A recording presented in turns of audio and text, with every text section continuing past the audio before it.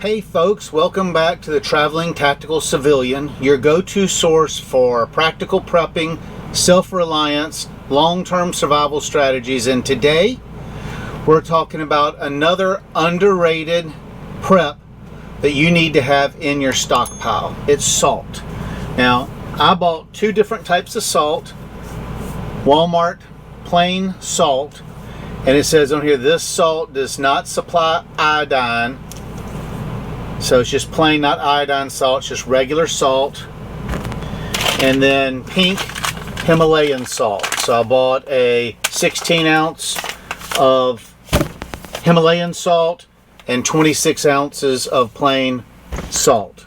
First off, salt isn't just to season your beans. In a grid down or long-term collapse scenario, salt is vital for 4 different reasons. Number 1, nutrition.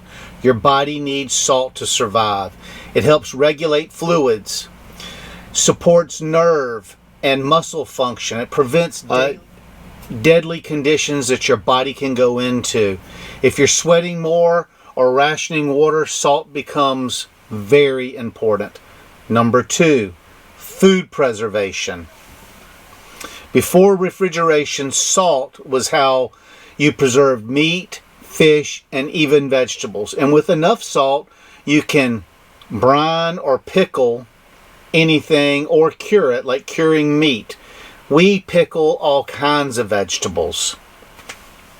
In a collapse, salt becomes a high value barter or trade item. People will trade food, ammunition, or labor just to get some salt. Now, I paid less than $2 for this, and I paid less than $5 for the Himalayan salt. And we can't forget about livestock or homesteading use. If you're raising animals, chicken, goats, cattle, salt blocks, loose minerals, and other essentials are needed for their health too. So you not only have to prep for yourself, but you're prepping for your animals. So how much salt should you store? That's the $1 million question, is how much salt should you store? For one person, a minimum of 10 pounds of salt per year. A family of 4, 40 to 60 pounds per year. For long term, aim for having 200 to 300 pounds of salt for your household. Now, we live in a motorhome. I can't store that much salt, but our plan is to get a centrally located storage unit, like a little 5x10, and that's where we're going to keep extra preps. Let's break down the types of salt worth storing and why. So there's table salt. It's good for cooking and contains additives often. Sea salt, which often contains trace minerals. That's what we use the pink Himalayan salt for. This says it's non-GMO and all natural. And this has a lot of your extra minerals in it. Pickling or canning salt, like I said, we can all kinds of vegetables. We can cucumbers to make pickles, asparagus, green beans, you name it. If it's green, I'll pickle it. Kosher salt is great for texture. It's pure. Rock salt's used for de-icing. It's not for food. It's like an ice melt. And then salt blocks for livestock. If you're hunting a specific area, if you have some land, it'll keep the deer and stuff coming back. It's great for animal care. How to store salt long term is the next thing I want to talk about. You can use it in Mylar bags with oxygen absorbers in it. I store most of our salt in like 1 gallon glass jars with a canning lid tight on it.